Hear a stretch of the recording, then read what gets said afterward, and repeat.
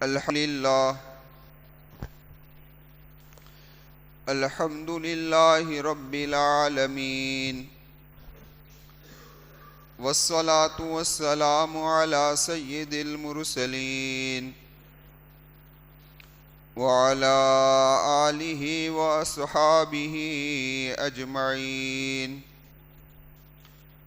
أما بعد فقد قال الله تبارك وتعالى في الكلام المجيد والفرقان الحميد أعوذ بالله من الشيطان الرجيم بسم الله الرحمن الرحيم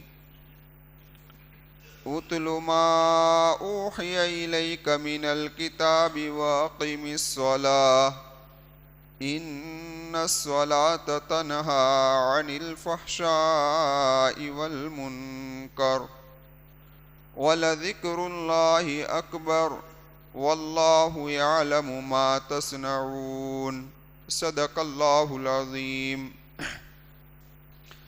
معزز سامعین کرام اور پردہ نشین خواتین، ہمارا عنوان نماز کے عنوان پر نماز کے عنوان پر ہماری بات چل رہی ہے، اور آج کی اس مجلس کے اندر مجھے یہ بات عرض کرنی ہے کہ ہماری نماز سنت کے مطابق کیسے ہو جائے۔ اللہ سے دعا کرتا ہوں اللہ میری نماز بھی سنت کے مطابق بنا دے، اور آپ تمام کی نماز بھی اللہ سنت کے مطابق بنا دے۔ تو دیکھیے، نماز کی سنتوں کی ابتدا قیام سے ہوتی ہے۔ لکھا ہے کہ قیام کی 11 سنتیں ہیں۔ اگر کوئی آدمی قیام کے اندر ان 11 کاموں کو کر لے گا، یعنی ان 11 سنتوں کو ادا کر لے گا، تو اس کا قیام مکمل ہو جائے گا۔ مکمل کا مطلب یہ ہے کہ نبی کریم صلی اللہ علیہ وسلم کی اتباع کے اندر اس کا قیام ہو جائے گا۔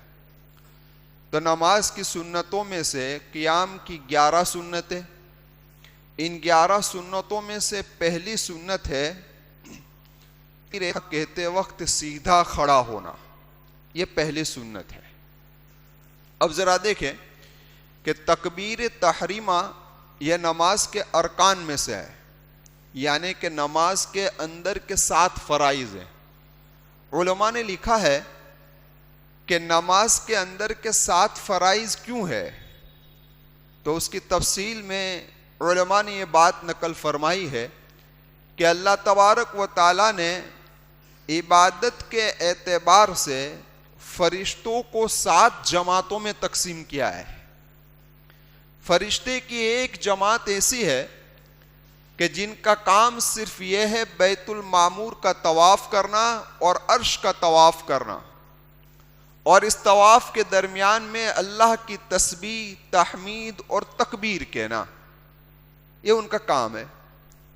فرشتوں کی دوسری جماعت وہ ہے کہ وہ ایمان والوں کے لیے مغفرت کی دعا کرتی ہے، اور ایمان والا جب بھی دعا کرتا ہے تو اس کے لیے آمین کہتی ہے۔ فرشتوں کی تیسری جماعت وہ ہے کہ جہاں قرآن کریم کی تلاوت ہوتی ہے تو وہاں یہ لوگ سنتے ہیں، اور جہاں دین کی بات ہوتی ہے تو وہ مجلس کو گھیر لیتے ہیں۔ یہ تیسری جماعت ہے۔ فرشتوں کی چوتھی جماعت وہ ہے جو قیام کے حالت میں اللہ کی عبادت کرتی ہے۔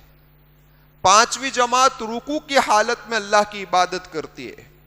چھٹی جماعت سجدے کی حالت میں اللہ کی عبادت کرتی ہے، اور 7ویں جماعت قاعدے کی حالت میں اللہ تبارک و تعالیٰ کی عبادت کرتے ہیں۔ تو نماز کے اندر کے فرائض 7 ہوئے، تاکہ ایک بندہ نماز کے اندر کے 7 فرائض کو ادا کرتا ہے تو وہ فرشتوں کی ساری عبادتوں کے ساتھ اس کی مناسبت ہو جاتی ہے۔ فرشتوں کی ساری عبادتوں کے ساتھ اس کی مناسبت ہو جاتی ہے۔ تو میں عرض کر رہا تھا کہ قیام کی پہلی سنت یہ ہے کہ تکبیر تحریمہ کہتے وقت سیدھا کھڑا ہونا۔ 2 باتیں سمجھنی ہیں۔ پہلی بات تکبیر تحریمہ کو سمجھنا ہے کہ تکبیر تحریمہ کسے کہتے ہیں۔ تکبیر تحریمہ کہا جاتا ہے اللہ اکبر کو۔ آقا مکی و مدنی محمد رسول اللہ صلی اللہ علیہ وسلم نے فرمایا کہ نماز کی تکبیر جو ہے وہ اللہ کی بڑائی کرنا ہے۔ کیا ہے بھائی؟ اللہ کی بڑائی کرنا ہے۔ اب اس کو تکبیر تحریمہ اسی بنا پر کہا جاتا ہے کہ تحریمہ کا معنی کیا ہے کہ وہ چیزیں جو انسان کے لیے نماز سے پہلے حلال تھی، جیسا اس نے اللہ اکبر کہا تو نماز کے اندر یہ ساری چیزیں اس کے لیے کیا ہو گئی بھائی؟ حرام ہو گئی، اس لیے اس کو تحریمہ کہا۔ اور میرے محبوب نے فرمایا وَتَحْلِيلُهَا السلام، اور نماز کی تحلیل السلام علیکم ہے، یعنی تحلیل کا معنی حلال کرنا۔ اب نماز جب سے شروع ہوئی تو وہ چیزیں جو اس کے لیے ناجائز تھی، سلام کے بعد وہ ساری چیزیں اس کے لیے کیا ہو گئی بھائی؟ حلال ہو گئی۔ اسی لیے آقا نے فرمایا تھا کہ اس کی تکبیر کیا ہے؟ تکبیر وہ تحریم و تحلیل وہ تسلیم۔ تو پتہ یہ چلا کہ آدمی تکبیر تحریمہ کہہ کر نماز کے اندر کیا ہوتا ہے بھائی؟ داخل ہو جاتا ہے۔ ہوتا ہے کہ نماز تو شروع تکبیر تحریمہ کے بعد ہوتی ہے۔ کس کے بعد ہوتی ہے بھائی؟ تکبیر تحریمہ کے بعد ہوتی ہے، لیکن اس کے باوجود اس تکبیر تحریمہ کو نماز کے اندر کے فرائض میں داخل کیا، حالانکہ اندر میں نہیں ہے لیکن اندر کے فرائض میں داخل کیا۔ اندر کے فرائض میں اس لیے داخل کیا گیا کیونکہ اس کے اور نماز کے درمیان میں اب کوئی وقفہ نہیں ہے، گیپ نہیں ہے۔ جیسا ہوا اللہ اکبر، نماز کیا ہو گئی بھائی؟ شروع ہو گئی۔ ایک بات اب ذرا آپ غور کریں کہ اس تکبیر تحریمہ کو جو کہا جائے گا وہ کھڑے ہونے کی حالت میں کہا جائے گا۔ اگر کوئی آدمی رکوع کے قریب ہے اور رکوع کے قریب ہونے کی حالت میں کوئی آدمی تکبیر کہتا ہے تو اس کی تکبیر صحیح نہیں ہوگی، اس کی تکبیر صحیح نہیں۔ اور ایسا کب ہوتا ہے؟ تو کہ ایسا اس موقع پر ہوتا ہے کہ جب امام صاحب رکوع میں چلے گئے اور یہ حضرت دوڑتے ہوئے آتے ہیں اور آ کر سیدھے جھک کر اللہ اکبر کہہ کر رکوع کے اندر شریک ہو جاتے ہیں۔ تو فرمایا کہ اس تکبیر تحریمہ کا کھڑے ہونے کی حالت میں کہنا کیا ہے بھائی؟ ضروری ہے۔ دوسرا، جہاں ہماری غلطی ہوتی ہے اور عام طور پر یہ غلطی تراویح میں ہوتی ہے، کس طریقے سے؟ میرے محبوب نے فرمایا نماز کی ابتدا تکبیر تحریمہ سے ہے۔ اس لیے کیا ہوتا ہے تراویح کے اندر؟ تراویح کے اندر یہ ہوتا ہے کہ 20 رکعت ایک ساتھ پڑھنی ہوتی ہے۔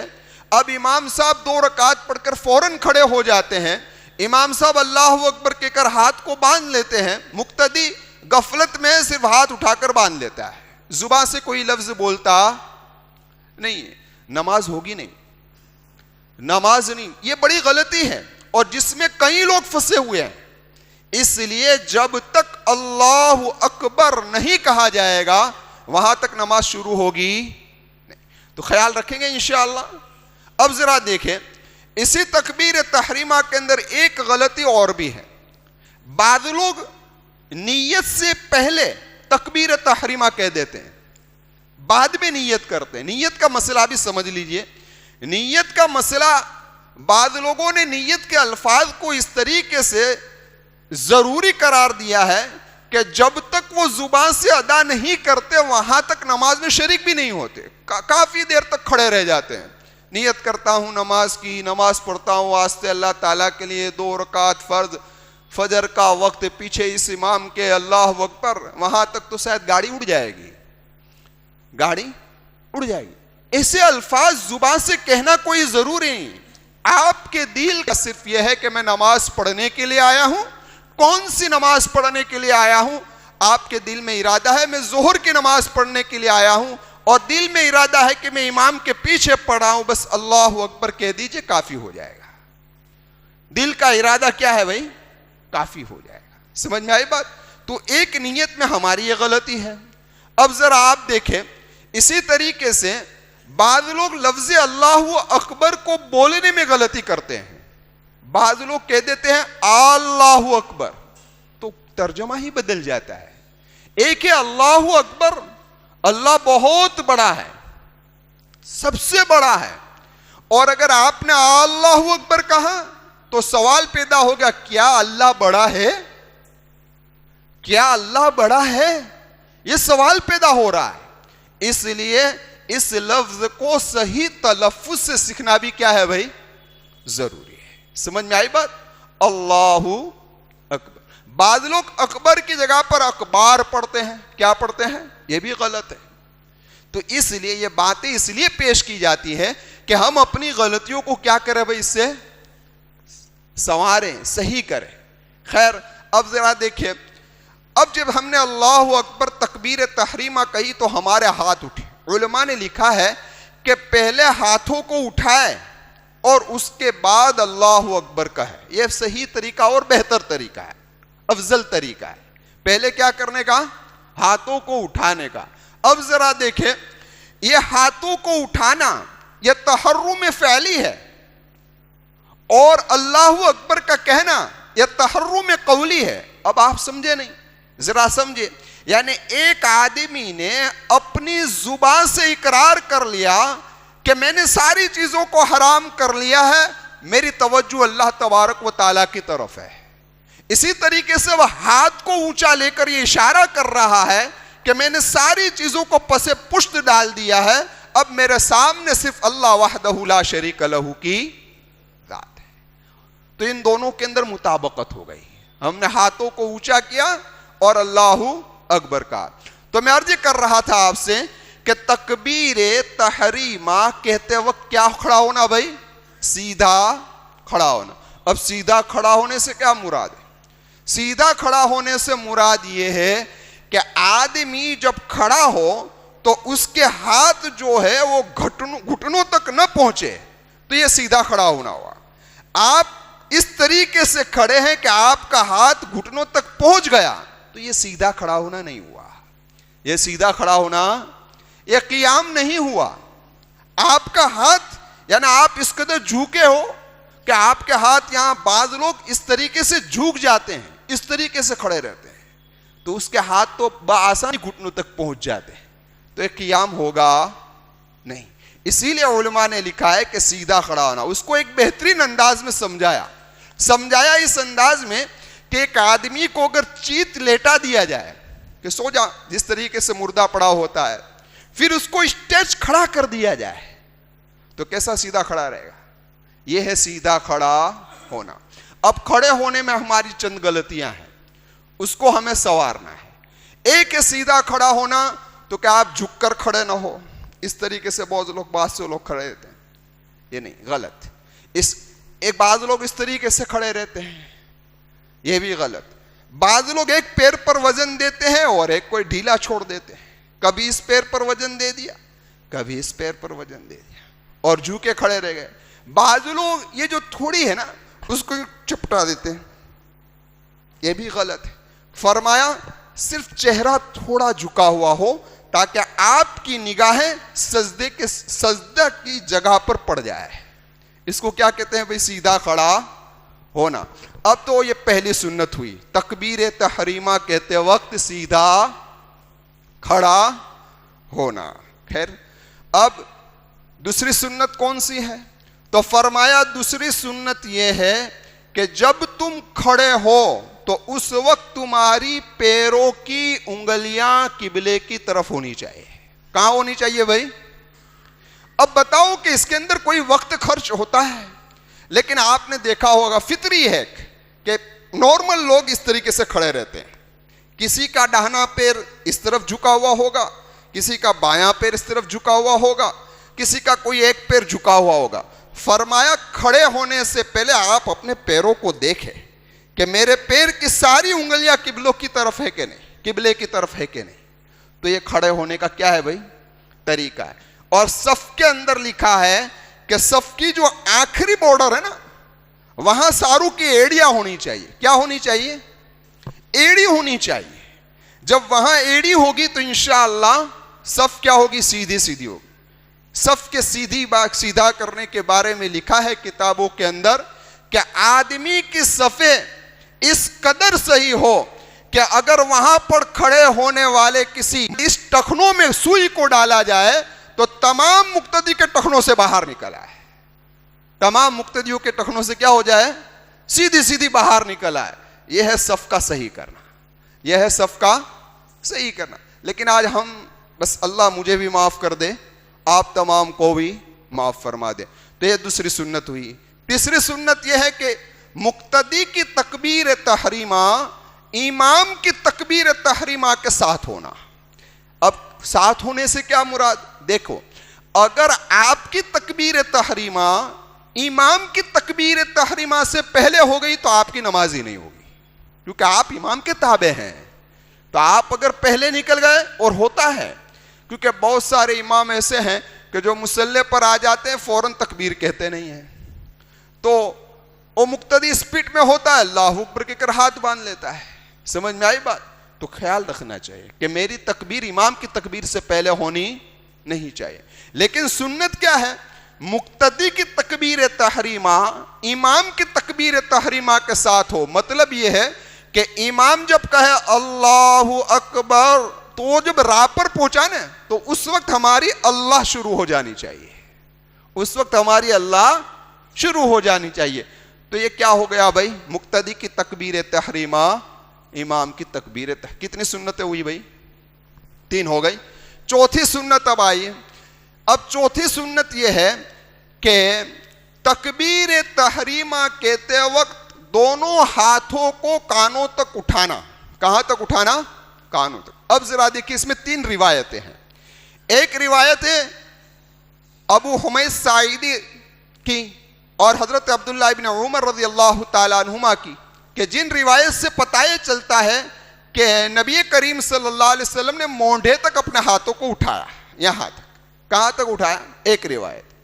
دوسری روایت ہے مالک بن حویرث رضی اللہ تعالیٰ عنہ کی، جس سے پتہ یہ چلتا ہے کہ نبی کریم صلی اللہ علیہ وسلم نے نماز میں جو اپنے ہاتھ اٹھائے وہ کانوں کی محاذات تک اٹھائے، 2۔ تیسری روایت بھی مالک بن حویرث رضی اللہ تعالیٰ عنہ کی ہے، جس سے پتہ چلتا ہے کہ ہاتھ کانوں کے اوپر تک اٹھائے ہیں۔ اب اسی لیے علماء نے اس کی تطبیق کی ہے۔ سب سے بہتر ہے کہ تمام روایت پر عمل ہو جائے، کہ آدمی کے گٹے جو ہیں، یہ گٹے جو ہیں، یہ گٹے کندھوں پر کی طرف آ جائے، اور یہ انگوٹھا جو ہے وہ کانوں کی لو کے پاس آ جائے، اور یہ انگلیاں جو ہے وہ کانوں کے اوپر سینے تک پہنچ جائے۔ سمجھ میں آئی بات؟ تو ساری روایتوں پر کیا ہو گیا بھائی؟ عمل ہو گیا۔ تو فرمایا کہ تکبیر تحریمہ کہتے وقت اپنے ہاتھوں کو کانوں تک اٹھانا۔ ایک کتنی سنت ہوئی بھائی؟ یاد رکھنا، 4 سنت ہو گئی۔ 5ویں سنت کہ جس میں ہم اکثر لوگوں کی کوتاہی ہوتی ہے، وہ 5ویں سنت یہ ہے کہ ہتھیلیوں کو قبلے کی طرف رکھنا۔ کہاں رکھنا بھائی؟ میرے آقا و مولا محمد رسول اللہ صلی اللہ علیہ وسلم کی صاف حدیث ہے کہ جب تم نماز کو شروع کرو تو اپنے ہتھیلی کا رخ قبلے کی طرف رکھو، کیونکہ اللہ کی رحمت اس وقت متوجہ ہوتی ہے۔ لیکن اس میں کتنی غلطی ہے؟ بعض لوگ ان ہاتھوں کو یوں رکھتے ہیں، کہاں رکھتے ہیں؟ اس طریقے سے۔ بعض لوگ کانوں کو پکڑ لیتے ہیں، بعض لوگ اس لو کو پکڑ لیتے ہیں اس طریقے سے، بعض لوگ بالکل پیچھے جانے دیتے ہیں۔ عجیب عجیب انداز میں لوگ ہاتھ اٹھانے کے بارے میں اور کیا کہتے ہیں ہتھیلیوں کو رکھنے کے بارے میں کوتاہی کرتے ہیں۔ یہ سارے طریقے غلط ہیں۔ اپنی ہتھیلیوں کا رخ کہاں ہو بھائی؟ قبلے کی طرف ہو۔ اب ذرا دیکھیں ہتھیلیوں کو قبلے کی طرف کیوں کروایا گیا؟ آپ ذرا غور کریں گے تو آئے بات سمجھ میں آ جائے گی کہ انسان کا پورا جسم نماز کے حالت میں قبلے کی طرف رہتا ہے سوائے ہتھیلی کے۔ ہتھیلی آپ کو کہیں قبلے کی طرف نہیں ملے گی، ہتھیلی کہیں بھی قبلے کی طرف نہیں ملے گی، ورنہ سارے اعضاء قبلے کی طرف ملیں گے۔ تو تکبیر تحریمہ کو کہتے وقت ہتھیلیوں کو قبلے کی طرف رکھوایا تاکہ ہتھیلی بھی قبلے کی طرف کیا ہو جائے؟ کریں گے۔ اب آپ یوں نماز ہاتھ باندھے کہ یوں کریں، یوں کرنے میں وقت کچھ زیادہ جانے والا ہے۔ کچھ توجہ اگر آپ دے دیں گے انشاءاللہ اللہ کی کچھ مشق کرنی پڑے گی، غفلت میں ہو بھی جائے گا، آپ کو یاد رکھنا پڑے گا، کریں گے تو انشاءاللہ ہماری نماز کیسی ہو جائے گی؟ سنت کے مطابق ہو جائے گی انشاءاللہ۔ اب ذرا دیکھیں آپ 6ٹھی سنت کون سی ہے؟ تو کہ جو یہ انگلیاں ہیں نا، اس کو تکبیر تحریمہ کہتے وقت ایسے ہی جو نارمل پوزیشن میں ہے اسی پوزیشن کے اندر رکھنا ہے. بعض لوگ چمٹا دیتے ہیں اس طریقے، بعض لوگوں تو ایسے سے کوئی بوجھ نہ آ رہا ہو اس طریقے سے رکعت باندھتے ہیں. سمجھ میں آئی بات؟ تو بعض لوگ چپکا دیتے ہیں، بعض لوگ بالکل کسادہ رکھ دیتے ہیں. ایسے نہیں، بلکہ نارمل استھتی کے اندر رکھنا ہے. اب ذرا اندازہ لگاؤ کہ 3 سنتیں تو صرف ہاتھ کے اٹھانے میں آ گئی. ہاتھوں کو کانوں تک اٹھانا، ہتھیلیوں کو قبلے کی طرف رکھنا، انگلیوں کو اپنی پوزیشن کے اندر چھوڑ دینا. سمجھ میں آئی بات؟ کریں گے انشاءاللہ. کتنی سنتیں ہوئی؟ 6. 7ویں سنت یہ ہے کہ یہ کیا کہتے ہیں، ہاتھ کو باندھتے وقت آدمی کی داہنے ہاتھ کی ہتھیلی کا بائیں ہاتھ کی پشت پر ہونا. یہ اس طریقے سے. سمجھ میں آئی بات؟ میں کھڑا اس لیے ہو رہا ہوں کہ سب دیکھ لے. سمجھے؟ اب یہ رکھنے میں کوئی مشکل کام ہے، ایک سنت مل جائے گی. ہماری نماز محمد رسول اللہ کی اتباع میں ہو جائے گی. کتنے میں سنت ہوئی؟ 7. 8ویں سنت یہ ہے کہ اس چھوٹی سی انگلی ہے نا جس کو چگلی کہتے ہیں، ہم ٹچلی انگلی کہتے ہیں نا، اس سے اور انگوٹھے سے ہلکا بنا لینا. یہ ہلکا بنانا ہوا. یہ کیا ہوا؟ ہلکا بنانا ہوا. فرمایا جو یہ 3 انگلی ہے، یہ 9ویں سنت، یہ جو 3 انگلیاں ہے اس کو کلائی کے اوپر رکھنا. تو یہ ہو گیا. سمجھ میں آئی بات؟ یہ 8 سنت ہوئی نا کہ 9 ہوئی؟ 9. یہ 9 سنت ہو گئی. اب 3 سنتیں تو صرف اسی میں آ گئی. یہ 1، یہ 2 اور یہ 3. کوئی مشکل کام ہے بھائی؟ کوئی مشکل کام ہے؟ کوئی مشکل کام ہے. پھر فرمایا 10ویں سنت تو کہ یہ ہاتھ کو جو باندھنا ہے وہ ناف کے نیچے باندھنا ہے. دیکھو میں مردوں کو خطاب کر رہا ہوں، عورتیں مائک کے پیچھے سن رہی ہے لیکن وہ کوئی ناف کے نیچے نہ باندھے ہاتھ. انہیں تو چھاتی پر باندھنا ہے، سینے پر باندھنا ہے، اور ان کو یہ کلائی وغیرہ مڑنا نہیں ہے، بلکہ ان کو تو صرف یہ داہنے ہاتھ کی ہتھیلی کو بائیں ہاتھ کی ہتھیلی پر اس طریقے سے رکھ دینا ہے، پشت پر اس طریقے سے رکھ دینا ہے. عورتوں کا الگ مسئلہ ہے، مردوں کا الگ مسئلہ ہے. اب جب عورتوں کی بات چھیڑی تو ایک بات اور سن لیجئے. عورتوں کو خاص طور پر نماز کے اندر اس بات کا خیال رکھنا چاہیے. بعض لوگ ایسا دوپٹہ پہنتے ہیں، ایسے عورتیں کہ جس سے کلائیں کھلی رہتی ہے. کیا رہتی ہیں؟ عورتیں نماز کی حالت میں صرف 3 چیزیں ہی کھلا رکھ سکتی ہے. یہ چہرہ، یہ بھی جہاں سے بال اگتا ہے وہاں سے لے کر کانوں کی لو تک کا حصہ اتنا ہی. ایک، اگر بال کھلے ہوئے ہیں نماز کا خطرہ ہو جائے گا. ایک عضو 3 مرتبہ سبحان ربی العظیم پڑھنے کی مقدار میں کھلا رہا عورت کا تو نماز جاتی رہی. ایک رکن کا چوتھائی، کیا کہتے، ایک عضو کا چوتھائی حصہ اگر کھلا رہا تو نماز کیا ہو جائے گی بھائی؟ اب یہ کلائیاں کھلی پڑی ہوئی ہوتی ہے، کلائیاں، اس کو کلا، یہ ایک عضو ہو گیا یہاں سے اتنا، اس کا چوتھا حصہ کھلا رہ گیا تو نماز کیا ہو جائے گی؟ جاتی رہی. لیکن یہ کھلی رہتی ہے. اور طریقے سے بعض عورتوں کے بال اندر کے دوپٹے سے نظر آتے ہیں تو نماز کا خطرہ ہو جائے گا. بعض عورتوں کے بال بڑے لمبے ہوتے ہیں تو وہ رومالی سے نیچے لٹکتے ہوئے ہوتے ہیں تو نماز کا خطرہ ہو جائے گا. تو خیال رکھنا چاہیے ان کو. بعض کانوں کو باہر رکھتے ہیں، بعض پیشانی میں دوپٹہ یہاں تک پہنچ جاتا ہے، تو ان کو ان چیزوں کا خیال رکھیں. خیر وقت جا رہا ہے تو ہم کہاں پہنچے تھے 10ویں سنت میں؟ 10ویں سنت یہ تھی کہ مرد حضرات اپنے ہاتھوں کو جو باندھیں گے وہ ناف کے تھوڑے نیچے باندھیں گے. بعض لوگ باندھ دیتے یہاں پر، بعض لوگ باندھ دیتے اوپر. یاد رکھیے امام بخاری رحمت اللہ علیہ اور امام مسلم رحمت اللہ علیہ کے استاد علامہ ابن ابی شیبہ رحمت اللہ علیہ کی صحیح روایت صحیح سند کے ساتھ ہے کہ نبی کریم صلی اللہ علیہ وسلم کو دیکھا گیا کہ اللہ کے محبوب نے نماز کے حالت میں اپنے ہاتھوں کو باندھا اور ناف کے تھوڑے نیچے. کہاں باندھا بھائی؟ ناف کے تھوڑے نیچے باندھا. تو یہ کتنی سنت ہوئی؟ 10. 11ویں سنت یہ ہے کہ سورہ فاتحہ سے پہلے دعائے استفتاح کا پڑھنا. کس کا پڑھنا؟ دعائے. میں نے دعائے استفتاح اس لیے کہا کیونکہ اس کے اندر ثنا بھی آ گئی اور نبی کریم صلی اللہ علیہ وسلم سے اور 3 اذکار بھی ثابت ہے. یہ ہماری کوتاہی کہ ہم ایک کو پڑھتے ہیں، بس ایک کو پڑھ لے تو بھی غنیمت ہے، ایک کو پڑھ لے تو بھی غنیمت ہے. لیکن علماء نے بیان فرمایا ہے، بخاری اور مسلم میں روایت ہے، حضرت ابو ہریرہ رضی اللہ تعالیٰ عنہ فرماتے ہیں کہ نبی کریم صلی اللہ علیہ وسلم جب تکبیر کہتے اور قرات کو شروع کرتے تو اس کے درمیان میں خاموش رہتے تو اس وقت کیا پڑھتے تھے؟